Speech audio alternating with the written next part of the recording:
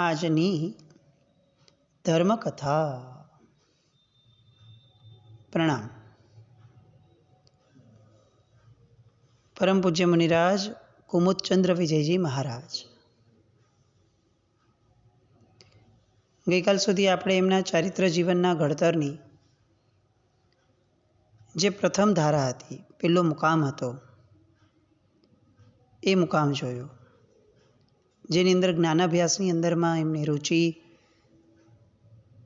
એમની ક્ષમતા પ્રમાણેનો પણ એમનો પુરુષાર્થ, પણ બહુ જ નિષ્ઠાપૂર્વકનો પુરુષાર્થ. એ એમના ચારિત્ર ઘડતરનું પહેલું ચરણ. હવે ચારિત્ર જીવનનું બીજું ચરણ અને બહુ જ મહત્વનું એ ચરણ છે ક્રિયાનિષ્ઠતા, વ્રતનું નિષ્ઠાપૂર્વક પાલન. આ ક્રિયારુચિ જે છે એ જીવની હળુકર્મિતા સાથે બહુ એનો ડાયરેક્ટ સંબંધ છે. ભારેકર્મી જીવ હોય ને તો ક્રિયાની રુચિ થોડી ઓછી જાગે, વ્રત પ્રત્યેની નિષ્ઠા ઓછી જાગે, કારણ કે વ્રત ને બધું જે છે ને એનો ડાયરેક્ટ સંબંધ ત્યાગ સાથે છે, એનો ડાયરેક્ટ સંબંધ ભગવાનની આજ્ઞા સાથે છે અને આજ્ઞા પાલન માટેના ચારિત્ર મોહનીય કર્મના ક્ષયોપશમ સાથે છે. અને એ હળુકર્મી જીવને જ શક્ય બને છે. હવે હળુકર્મી જીવની વ્યાખ્યા શું કરશું? તો ઘણી બધી વ્યાખ્યા નીકળી શકે, પણ બહુ જ સાદી સરળ હળુકર્મિતાની વ્યાખ્યા એવી ગણી શકાય કે પોતાની વ્રત નિષ્ઠામાં જે અડગ હોય અને બીજા પ્રત્યે જે ઉદાર હોય, એ હળુકર્મી જીવ છે. જે દ્રઢતા અને જડતા એ બંનેની વચ્ચેનો ભેદ ન પામી શકે, એને હળુકર્મી કહેવો એ થોડું અઘરું છે. સાહેબની અંદર એ હળુકર્મિતા તો બહુ જ ઠાંસીને ભરી હતી. સાહેબની બીજી એક ખાસિયત હતી, સાહેબની એક પણ ક્રિયા ક્યારે પણ યંત્રવત ન ચાલતી. એમના દીક્ષા જીવનમાં જે સહવર્તીઓ હતા, એ સહવર્તીઓનું એક બહુ જ મજાની એમની માટેની એક વ્યાખ્યા હતી કે કુમુદચંદ્ર વિજયજી મહારાજ સાહેબ દીક્ષાના વર્ષો પછી પણ સામાન્ય રીતે દિવસમાં 3 વાર થાય એવું દેવવંદન પણ જો કરતા ને, તો દીક્ષાના વર્ષો પછી પણ એ દેવવંદનની અંદરમાં એમને એટલો જ ઉલ્લાસ આવતો, એમને ભાવ આવતા. એટલે એટલી બધી રુચિ પોતે અંદરથી જાળવીને રાખતા, કંટાળો ન મળે. યંત્રવત ક્રિયાઓ ચાલે એવું નહીં, કારણ કે એવી ક્રિયા કરનારને તો જ્ઞાનીઓએ ગધેડાની પીઠ ઉપર લાદેલા ચંદનના ભારા જેવું ગણાવ્યું છે, કે જેમાં ભાર વહન કરવાનો હોય પણ સુગંધ લેવાનો પણ લાભ ન મળે. ક્રિયાસુ અપમાવો, અપ્રમત્ત ભાવે થાય તે ક્રિયા એ જ સંયમીને વ્રતનિષ્ઠ બનાવે. એમના જીવનની બીજી એક ખાસિયત કે એમને ક્યારે પણ પાડોશીની ક્રિયા અથવા એની વ્રત પાલનની જે પ્રક્રિયા છે એનો હિસાબ રાખવાની કોઈ ટેવ જ નહીં. આમ ક્રિયા કરતા મનુષ્યોના પણ છે ને, આપણા આરાધક જીવોના 2 વર્ગ પડે. બહુ જ આપણી ભાષામાં કહીએ તો એક ક્રિયાપાત્ર હોય અને બીજો છે ને એક ક્રિયાખોર હોય. જેમ મસ્તીખોર હોય ને, એમ કેટલાક ક્રિયાખોર પણ હોય. જેને પાડોશીની દોષ દર્શનવાળી ક્રિયામાં જ વધારે રસ હોય, એ ક્રિયાખોર. પોતે કરે સરસ રીતે, પણ પોતાની ક્રિયાનો મદ હોય. પોતે કરતી વખતે સામા પર ધ્યાન રાખે, કારણ કે એને ખાતરી હોય કે સામો તો ભૂલ કરશે જ, હું જ એવો છું જે ક્યારેય ભૂલ ન કરી શકે. એ ક્રિયાખોર. કોઈની ક્રિયાને ઉતારી પાડવાનો કે એને હીણું ચિતરવાનો ભાવ નથી, પણ આપણે સામાન્યપણે આ સમજણમાં આવવું જ પડે કે ક્રિયાઓ એ પોતીકી છે, ભાવ પોતીકી વસ્તુ છે. એ પોતાની ક્રિયામાં હંમેશા ધ્યાન રાખવાનું આવે. આપણે જગતના જમાદાર થઈને બેસી જઈએ અને જગતે શું કરવું જોઈએ, બધા બરાબર કરે છે કે નહીં, જે કરે છે એ શાસ્ત્ર સાપેક્ષ છે કે નહીં, કોઈ કંઈક અલગ રીતે કરતું હોય તો આમ તરત કહી દે કે લાવ તારો શાસ્ત્ર પાઠ આપ. આ બધી જે જગતના જમાખોરવાળી વૃત્તિ છે ને, એ ક્રિયાખોર વ્યક્તિ છે. અને ક્રિયાપાત્ર વ્યક્તિ એ છે જેને ભગવાનની આજ્ઞા જે સ્વરૂપે જેટલે અંશે મળી છે એને પોતે કેટલું સેવન કરે છે એમાં એને રસ છે. કોણ શું કરે છે એમાં એને કોઈ રસ નથી. કુમુદચંદ્ર વિજયજી મહારાજ સાહેબ આવા ક્રિયાપાત્ર મુનિ હતા. એ હળુકર્મી હતા. એ જ્યારે ગૃહસ્થ હતા ત્યારથી એમની ક્રિયા રમણતા ઘણી સારી હતી. એટલે દીક્ષા પછી તો એ ક્રિયાપરાયણ બની ગયા હતા. એમની દરેક ક્રિયા લક્ષ્યપૂર્વકની આત્મલક્ષી હતી. દીક્ષા લીધી ત્યારથી જેટલી પણ આવશ્યક ક્રિયાઓ થઈ એ જીવનના છેલ્લા શ્વાસ સુધી ઊભા કરી. દરેકે દરેક ક્રિયાઓ મૌનપણે કરી. જીનાલીના 2 ટંકના ચૈત્યવંદન, દેવવંદન, 12 લોગસ્સનો કાવસગ, 12 ખમાસમણા, આ બધો જે નિત્યક્રમ હતો એ બધું જ અપ્રમત્તપણે ઊભા કરવાનું. કયો તપ ચાલે છે, કેટલામો ઉપવાસ છે, કેટલામો આંબિલ છે, એને અને આ ક્રિયાને કોઈ લાગે વળગે નહીં. બંને અલગ પર્યાય. નિત્ય પુરીમૂઢના સમયે જ પચકાણ પારવાનું. આ એક મહાત્મા જેમણે દીક્ષા લીધી એ દિવસથી લઈને છેક કાળ ધર્મ પામ્યા એ દિવસ સુધી પણ એમણે પુરીમૂઢથી ઓછું એક પણ પચકાણ ક્યારેય કર્યું નથી. પુરીમૂઢનો પચકાણ પારે એ પહેલાં દેવવંદન અચૂક કરે. જે ક્રિયા પરમાત્માએ જે સમયે કરવા કીધી છે, મધ્યાહના દેવવંદન મધ્યાહને જ થાય, સંધ્યાનું પ્રતિક્રમણ તો સંધ્યા સમયે જ થાય, સંથારા પોરસી તો 1 પ્રહર પછી જ થાય. આ આખા જીવનકાળ દરમિયાન એમણે ભગવાને કીધેલી ક્રિયાઓ સાચવી છે એટલું નહીં, ભગવાને કીધેલો સમય પણ સાચવ્યો છે. ગમે તેવી મોટી તપશ્ચર્યા હોય, સંથારા પોરસી તો એના સમયે જ બનાવવાની, કોઈ જ બાંધછોડ નહીં. કેટલોક સ્વાધ્યાય તો કરવાનો જ, ઋષિમંડળ સ્તોત્ર, એવા અન્ય પાઠો, આ બધું કરવાનું જ. ઉપધિ સૌથી ઓછી રાખતા. પુસ્તકનો પરિગ્રહ એ એમનો મુખ્ય શોખ કદાચ કહી શકાય, પણ એ પણ પોતે ઉપાડી શકે એટલો જ, એનાથી વધારે એક વસ્તુનો પરિગ્રહ એમને નહીં. પોતાના દીક્ષા જીવનથી લઈને છેક ઉપાધ્યાય પદ ન થયું ત્યાં સુધી, જ્યાં સુધી એમની પર અતિશય દબાણ ન આવ્યું ત્યાં સુધી એમણે એક પણ વસ્તુ પોતાની એક પણ શ્રાવક પાસે ઉપડાવી નથી. વર્ષોના વર્ષો સુધી એમણે શ્રાવક પાસેથી કે વડીલો પાસેથી એક પણ વસ્તુઓ લાગે કે મહાત્મા બાજુમાંથી ચાલી રહ્યા છે, વડીલ છે, તો એમને એમનું એક પણ ઉપકરણ ન લીધું હોય એવું પણ ન બને. આ એમનો એક યોગી કક્ષાનો સ્વભાવ કે જેમાં પોતાનું એક પણ કામ કોઈને નહીં આપવાનું અને બીજાના લાવા લૂંટતા રહેવાનું.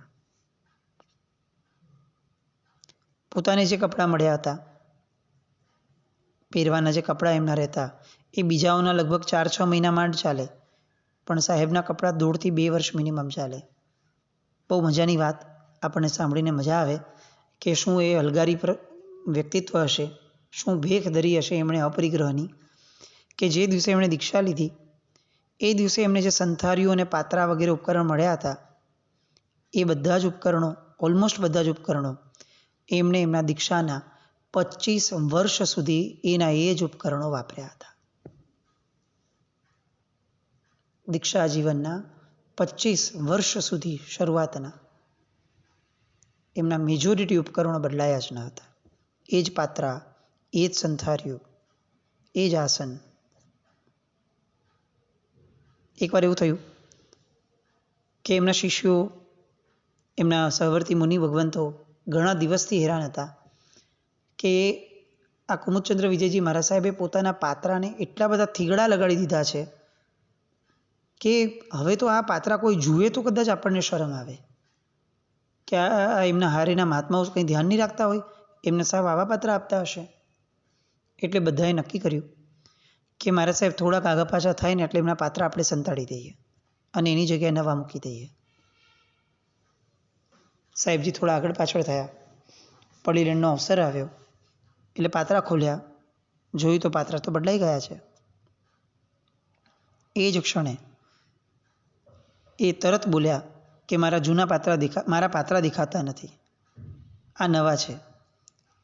હજી જે ઓલા જૂના પાત્ર હતા એ મારા હજી પણ ચાલે એમ હતા.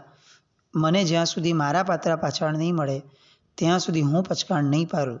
જેટલા પણ દિવસ થાય હું ઉપવાસ કરીશ, પણ હું બીજા નવા પાત્ર નહીં વાપરું.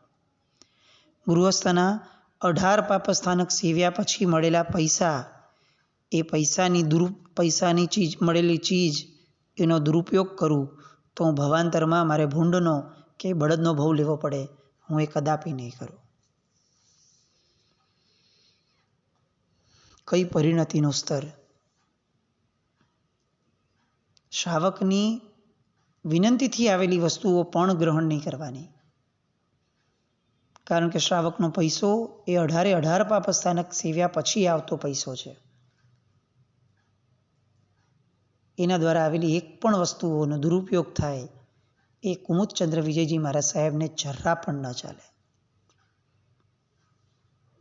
અંતે મહાત્માઓએ એમના જૂના પાત્રા પાછા આપ્યા. વળી કેટલાય વખત સુધી એ પાત્રા વપરાણા, સાવ ભાંગ્યા, થીગડાઓ પણ તૂટ્યા. પછી નવા પાત્ર આવ્યા. આવો અપરિગ્રહી સ્વભાવ. એમની નિર્દોષતાની ગવેષણા એ પણ એટલી જ પ્રબળ. આહાર અને પાણી બંને માટે બીજી પોરસીનું જ પાણી લાવવાનું. પોતે ઉપાધ્યાય પદ પામ્યા એ એક ક્ષણ સુધી પોતાનો આહાર અને પોતાનું પાણી જાતે જ લાવવાનું. બીજા એક પણ મહાત્માએ લાવેલું આહાર પાણી ન લે. એ એમ જ કે સાહેબ, હું હજી ઘણી બધી વસ્તુઓમાં નાનો છું, અને નાના હોય મોટા પાસે પોતાનું કામ તો ન જ કરાવાય. અને પોતાની ગોચરી પોતે લાવતા. આગળ જ્યારે આપણે તપશ્ચર્યાનું લિસ્ટ બોલશું ને, દીક્ષાના દિવસ પછીથી જે શરૂ થયેલી, એ લિસ્ટ સમયે આ વાતને ખાસ કનેક્ટ કરવા જેવી છે કે આટલી મોટી તપશ્ચર્યાની યાદીઓ દરમિયાન છેક ઉપાધ્યાય પદ ન મળ્યું ત્યાં સુધી સાહેબ પોતાની ગોચરી પોતે જ લાવતા. સિદ્ધિ તપની 8મી બારીનો ઉપવાસ હોય અને એનું પારણું થવાનું હોય તો પણ પોતાની ગોચરી સાહેબ પોતે જ લાવ્યા છે. પોતે એક ગળો પાણી લાવે પોતાની માટે, એક કથરોટનું પડીલેણ કરે અને નિત્યક્રિયામાં પાછા ફરવાઈ જાય. પૂરી મૂઢનો સમય થાય એટલે આહાર વોરવા જાય, પાણી જાતે પોતે ગાળે આહાર લાવે. પોતે જે આહાર લાવ્યા હોય એ દરેક મુનિ, નાના કે મોટા, એ મુનિઓ સમક્ષ ધરે. બધાને વિનંતી કરે કે સાહેબ, વિનવે કે સાહેબ મને કંઈક લાભ આપો, કંઈક લાભ આપો. કોઈ કંઈ લે તો આમ રાજી થઈ જાય. કેટલીક વાર એવું બી થતું કે એમની લાવેલી ઓલમોસ્ટ વસ્તુઓ કોઈ મહાત્મા લાભ આપી દેતા, તો એક ક્ષણનો પણ કચવાટ નહીં. એવું પણ નહીં કે ચાલો બીજી વાર લેવા કોઈને મોકલી દો, એવું નહીં. પોતે જ જાય પાછા, નવો આહાર લાવે, પછી પોતે વાપરે. પણ ક્રમ આ જ, લાવવાનું, બીજાની વિનંતી કરવાની બીજાને, અને લાભ લેવાનો પ્રયત્ન કરવાનો. આખો દિવસ એક ઘડો પાણી લાવે એનાથી જ ચલાવવાનો, એવો આગ્રહ.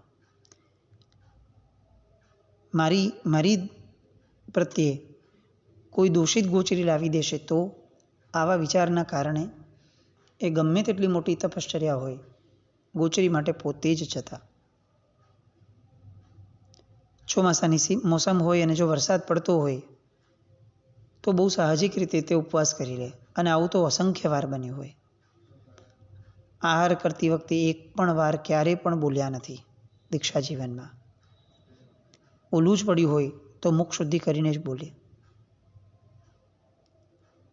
એમણે 45 આગમના તમામ જોગ એમણે વહ્યા હતા, યોગોદ્વહન કર્યા હતા. અને ક્રિયાશુદ્ધિ એટલી જોરદાર કે એમની દોષ સેવનની માત્રા એ અન્ય મહાત્માઓ કરતાં સાવ ઓલમોસ્ટ ક્ષુલ્લક રહેતી. જોગ દરમિયાન પણ પોતે તપ અને સ્વાધ્યાયમાં એવા લીન રહેતા કે આલોચના લગભગ આવે નહીં, અને જો આવી જાય તો લગભગ બીજે દિવસે વળી જ ગઈ હોય એવી રીતે જ આલોચના વાળતા. વિહારની ચર્યા પણ એમની એટલી જ નિર્દોષ. એમના આખા જીવનકાળ દરમિયાન એ અંધારાના સમયમાં ક્યારેય એમણે વિચરણ નથી કર્યું. પોતાની એક પણ ઉપધિનો ભાર એમણે કોઈને ક્યારે ઉપાડવામાં આપ્યો નથી. રાત્રે સંથારો અને ઉત્તરપટ્ટો, એનાથી અધિક એક ઉપકરણ પણ એમણે આખી જીવનમાં ક્યારે વાપર્યું નથી. ગમે તેવી ટાળ હોય, પોતે જે કામળી રાખતા હોય એ જ કામળીથી ચલાવવાનું. ધાબળાનું સેવન નથી જ કર્યું અને કરવાનું પણ નહીં. ઉનાળામાં પણ એ જ કામળી ઓઢવાની. સૂતી વખતની એમની મુદ્રા, એ જે સંથારા પોરસીમાં શબ્દ આવે છે કુક્કુડી પાયે પસારણ, એ જ મર્યાદાને જાળવી અને સૂવાનું. વસ્ત્રનો પોતાનો કાપ પોતે જ કાઢવાનો. એ અંગેના પણ એમના કેટલાક નિયમો હતા કે અમુક દિવસ સુધી તો કાપ નહીં જ કાઢવાનો. કાપ કાઢવો પણ પડે તો એક ગળાથી અધિક જણનો ક્યારે પણ ઉપયોગ નહીં કરવાનો. પોતે ઉપાધ્યાય પદ ઉપર બિરાજમાન થયા ત્યારે પણ પોતાના કપડાનો કાપ કાઢવા એમણે ક્યારેય કોઈ બીજા મહાત્માને આપ્યો ન હતો. આમ આવી કેટલી વાત કરવી, પણ એટલું ચોક્કસ કહી શકાય કે કુમુદચંદ્ર વિજયજી મહારાજ સાહેબમાં એક ક્રિયાનિષ્ઠ સાધુની અંદરમાં જેટલી દ્રઢતા જોઈએ એ બધી જ દ્રઢતા સવાઈ થઈને પ્રગટી હતી. એમણે એમના જીવનમાં ક્યારેય કોઈની પંચાયતમાં ક્યારેય પોતે અંદર પડ્યા નથી. કોઈ પડ્યું હોય અને ઉચિત લાગે તો એને ટપોરે, એ પણ અડધા એક શબ્દમાં કહી અને છૂટા થાય. આવી પરિપક્વતા કે જે પરિપક્વતાને દ્રઢપણે આપણે કહી શકીએ કે આ હળુકર્મિતા વિના આવી પરિપક્વતા આવી શક્ય જ નથી. ચારિત્ર ઘડતરનો ત્રીજો મુકામ તપશ્ચર્યા. કષ્ટ કરો, સંજમ ધરો, ગાળો નિજ દેહ, જ્ઞાન દશા વિના જીવને નહીં દુઃખનો છે. અહીંયા જે જ્ઞાન દશા કીધી છે એ જ્ઞાન દશા, ઉજાગર દશા એ એમના તપ દરમિયાન સતત એમનામાં રહેતી. તવસા નિકાયાણંપી, તપ નિકાચિત કર્મોનો પણ ક્ષય કરવા માટે સક્ષમ છે. બહુ કોડીઓ વર્ષો ખપે, કર્મ અજ્ઞાની છે, જ્ઞાની શ્વાસોશ્વાસમાં કર્મ ખપાવે તે. આવી તો અનેક વ્યાખ્યાઓ જ્ઞાનીની, તપસ્વીની, જ્ઞાન સહિતના તપની એ આપણને શાસ્ત્રમાં મળે છે. પણ આ જ્ઞાન દશાને એમણે જે રીતે પોતાના તપશ્ચર્યા દરમિયાનમાં જીવી હતી એ એમના ચારિત્ર ઘડતરનો એક બહુ ગર્વો ગુણ હતો. એમની તપ સાધનાઓની કોઈ પૂર્વ ભૂમિકા લખવાની જરૂર નથી, કારણ કે હતા જ તપસ્વી મહારાજ. એટલે તપશ્ચર્યા કેટલી કરી એની યાદી તો હવે શરૂ કરીએ સાહજિકપણે, જે શરૂઆતના વર્ષોમાં થઈ કે એવી રીતે એની. પણ મૂળ મુદ્દો એ હતો કે એમની એક પણ તપશ્ચર્યા એ એમના વડીલ કે ગુરુપણામાં જે હતા એ બધાની આજ્ઞા વિનાનું એક નાનકડું પણ તપ એમણે ક્યારેય કર્યું નથી. ગુરુજીના નિર્દેશ તળે જ તપ કરવાનું. મહાત્માની, ગુરુ ભગવંતોની ઉપરવટ જઈને એક તપ કર્યું હોય એવું આજ સુધી ક્યારેય જીવનમાં. તપ દરમિયાન ક્ષમતા પણ એવી જ છોડ. ક્રોધ અને અહંકાર આ બે ઉપર એમનો જબરો કાબુ હતો. ગમે તેટલું ઉગ્ર તપ થયું હોય પણ એમાં ક્યાંય હું પદ આવ્યું એવું છલકાય નહીં. કોઈ ઉત્સાહી એમના બહુ વખાણ કરે તો એવું પણ નહીં કે એના પ્રત્યે આવેશ આવે, કાંઈ નહીં, તમે બોલો, મને શું, હસીને વાતને લઈ લે અને છૂટા થઈ જાય. એમની વિપુલ તપશ્ચર્યામાંથી કેટલીક તપશ્ચર્યાની યાદીની શરૂઆત આજે કરીએ તો કદાચ કેટલાક દિવસે પચશે એવું એમનું તપોમય જીવન. અને એ જીવનની કેટલીક મહત્વની તપશ્ચર્યાની યાદી. ગૃહસ્થ જીવનમાં એમણે વર્ધમાન તપની 32 ઓળી કરેલી. દીક્ષા પછી એમાં એકદમ મક્કમ ગતિથી પોતે આગળ વધવા માંડ્યા અને સંવત 2022 સુધીમાં એમણે 100 ઓળી પૂર્ણ કરી. એ જ વર્ષે 2022માં એમણે નવેસરથી વર્ધમાન તપનો પાયો નાખ્યો. 100 ઓળી પૂરી થઈ એ જ વર્ષે એમણે વર્ધમાન તપનો બીજો પાયો નાખ્યો અને 93 વર્ષની પોતાની ઉંમર થઈ હતી ત્યાં સુધીમાં એમણે બીજી 75 ઓળી વર્ધમાન તપની કરી લીધી. એમના જીવનમાં નવપતજીની ઓળીઓ એમણે જીવન પર્યંત ચાલુ રાખી. કુલ મળીને નવપતજી મહારાજની 131 ઓળી એમણે કરી હતી. અને દરેક ઓળીમાં 14 પૂનમ આવે એટલે છઠ ખરા ને ખરા જ. 45 આગમના જે યોગોદ્વહન હોય એ બધા જ એમણે આંબિલથી કર્યા હતા. પંચપ્રસ્થાનની દરેક ઓળીઓ એ પણ એમને વિધિપૂર્વક આઈમ્બિલથી કરી હતી. એમણે દીક્ષાના દિવસથી લઈને કમસે કમ 20 વર્ષ સુધી બહુ જ સાતત્યપૂર્વક એક નિયમને પાડેલો કે ચાતુર્માસનો પ્રવેશ જે દિવસે થાય એ દિવસથી લઈ અને એ ક્ષેત્રમાંથી જ્યાં સુધી વિહાર ન થાય ત્યાં સુધી સતત આઈમ્બિલ કરવું. એટલે એમ કહી શકાય કે શેષકાળ સિવાય એમણે દીક્ષાના 20 વર્ષમાં ક્યારેય કોઈ સંઘને ચાતુર્માસ દરમિયાનમાં એમણે આઈમ્બિલ ખાતા સિવાય કોઈના ઘરને ક્યારેય લાભ જ નહોતો આપ્યો. આ બધું છે ને આપણે આમ સ્પીડમાં લેતા જઈએ છીએ, પણ જે સ્પીડમાં લઈએ છીએ એ સ્પીડમાં વિચારી પણ ન શકાય ને એવી આ યાદી છે. દીક્ષા જીવનના 20 વર્ષ સુધી દરેક ચાતુર્માસની અંદરમાં કમસે કમ તપ એ આઈમ્બિલ હોય. આપણે સમજી શકીએ શરૂઆતના વર્ષોમાં તો કેટલી બધી વયાવચ હોય, કેટલો વિનય હોય વડીલોનો, કેટલું કામ પહોંચતું હોય, પણ આઈમ્બિલથી નીચું એક પણ તપ એમણે જીવનમાં નથી કર્યું 20 વર્ષના ગાળામાં. કુલ મળીને એમના જીવનમાં લગભગ એમણે 10 થી 12,000 જેટલા આઈમ્બિલ કર્યા હતા. સળંગ 500 આઈમ્બિલ એકવાર, સળંગ 600 આઈમ્બિલ એકવાર.